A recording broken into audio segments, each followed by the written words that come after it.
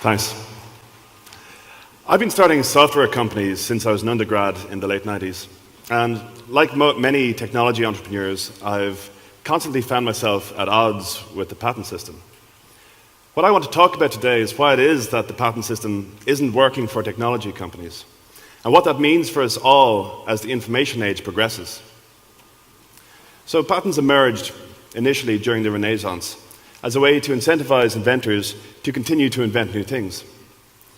The idea is that the inventor must first publish the details of the invention, and then for about 20 years gets the right to receive a license fee from anyone else who goes on to use that published invention in something else they build or sell. The main aim here is to encourage investment into invention so that society as a whole benefits from the greatest amount of progress possible. And investment was very much required. Edison, for example, spent nearly 2 years trying out over 10,000 different kinds of filament before he found a successful candidate for his improved and very famous light bulb. Many of us today are still engaged in fields of research that depend on this kind of slow and expensive process. But more and more of us are now dealing with electrons and information instead of atoms and molecules. This is the digital revolution, of course, and it's affected everyone's life in some way. Major industries like music, publishing and retail have been turned upside down. The Arab Spring showed us that software can even help topple governments. Many of us have our phones turned off now, but today they're actually more powerful than the PCs we had on our desks just a few years ago. We already see the rise of the Internet of Things, where more and more electronic devices we have in our everyday lives are connected to the Internet. And very soon 3D printing will mean that even the non-electronic objects that surround us will have digital origins. This kind of information age innovation is fast and cheap. It's possible for a digital invention to spring from your imagination to the screen pretty much as quickly as you can type. And this has had some unexpected effects. Millions of programmers worldwide are blasting forward, creating new things, but they're not all creating different things.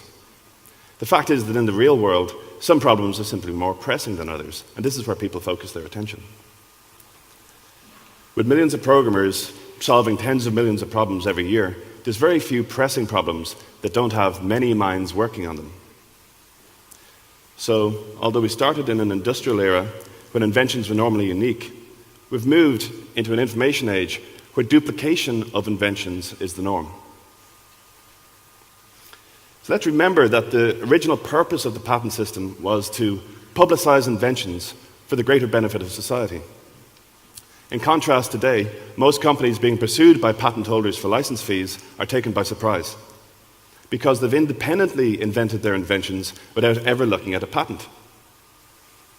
So in an industry where invention is so prolific that it seems everything is invented multiple times, nearly simultaneously, the original need for patents has been completely undermined. Unfortunately, not only is the patent system increasingly unnecessary, but it turns out to be easily abused. Information age patents are nowadays being used more frequently to attack innovation than to defend it. The problem is that digital inventions are inherently abstract, and it's impossible to describe an abstract thing without being a little vague. So let me show you an example. Here we have the Colt Revolver, an industrial age invention, and this is something you could pick up in your hands and look at, and you could actually see the mechanism. And it would be possible for anyone to tell whether another gun featured the same mechanism as the one shown in this drawing from the patent. In contrast, here we have a typical information age patent. And here we have to rely on highly abstract diagrams based on inventive metaphors. When we communicate a concept in this way, we end up with hundreds of different ways to describe it, and it becomes impossible to accurately compare any two ideas to each other. As a consequence, the patent offices around the world now have a hell of a time trying to figure out if what's written inside a patent application they've received is truly inventive. This has led to a proliferation of the so-called bad patents. And these are patents that have been granted on things that are either not even new or possibly even completely obvious. When we combine this with the fact that in patent law, the burden of proof is reversed, so that when accused, you need to prove that you aren't infringing a patent, then we end up in a very bad situation. A new industry of firms has emerged who specialize in collecting bad patents, expressly to sue other companies with. These are known as the patent trolls, and they don't create anything themselves. They're essentially in the business of shaking down the true innovators, and they do so to an estimated cost to US public companies alone of $83 billion per year. So, this clearly isn't a very friendly landscape for a young company. And I believe there's really just two useful strategies you can take. You can either try to ignore the whole thing, keep your head down and hope not to get sued into oblivion, or you can play the patent game and hope not to completely lose focus on your customers. If you choose to play the patent game, then you need lots of money. The cost of obtaining a patent in one country is usually about $10,000. As you try to take that international and get coverage in the major economies of the world, that'll ramp up to about $100,000. Should you get spuriously accused by another patent holder of infringing their invention, which is a very common occurrence, the cost of simply refuting that baseless allegation is likely to be about $30,000. If you're in the unfortunate position where you might arguably actually be infringing their invention or patent, even if you believe their patent is a bad patent and shouldn't have been granted in the first place, then the cost of taking that case to court is going to be at least $1 million. If you can't pay that kind of money or don't want to, your only option is to settle out of court with the patent holder, which means licensing the patent from them at a price that they set. So this is a very expensive game to play, especially when you realize that to play it well, you need to have many patents at the same time. Unsurprisingly, investors have some strong opinions on the matter. Fred Wilson, a very well-known venture capitalist from Union Square Ventures, puts it like this: patents are like nuclear bombs. You just got to have some. In fact, the number of patent applications received by the US Patent Office per year has more than doubled in the last 15 years and now stands at over 500,000 patent applications per year. 75% of these are in software and communications technologies, and for the most part don't represent true innovation, but merely the filing of more and more bad patents.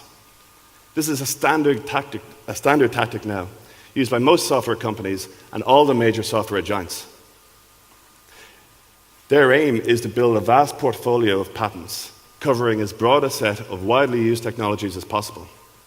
With such an arsenal, they can turn the patent game into one of mutually assured destruction. Meanwhile, this accumulation of bad patents poses a long-term problem. One bad patent issued today can do damage for another 20 years, during which the only viable defense is more and more bad patents. And this has driven the technology industries to waste many tens and possibly hundreds of billions of dollars every year on a valueless arms race in which only lawyers profit and consumers ultimately pay. Over the last few decades, we've seen the emergence of the startup company as an organization that excels in taking new technologies and putting them in the hands of people who couldn't have them before. In just the last 5 years, these companies have entered their own renaissance, driven by plummeting costs, soaring productivity, digital distribution, and the new ability to promote themselves and their work through social media. Suddenly, it's possible for the smallest group of people to create a product with global reach on virtually no budget. I think this is unprecedented, and it's causing major innovation to spread from Silicon Valley and go global. Cities like London, Berlin, and even Dublin are suddenly full of thousands upon thousands of new startups, all aiming to create the next big thing and change the world for the better. The patent system is not only unnecessary for the existence of these companies, but it directly threatens them. The cost of playing the patent game dwarfs all of their other expenses. The cost of not playing the patent game is possible extinction.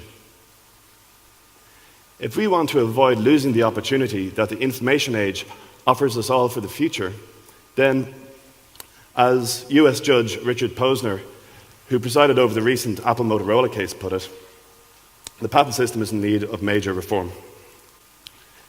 But what are the possible solutions? I believe one solution is to make the term a patent grants proportional to the cost of the invention. In this way, expensive pharmaceutical research might still be patentable for 20 years, but inexpensive digital inventions might only receive a patent valid for 2 or 3 years. This is still a very long time compared to the useful lifetime of these kinds of inventions, but is so short that it would make the maintenance of a vast arsenal of bad patents simply uneconomical. Thank you.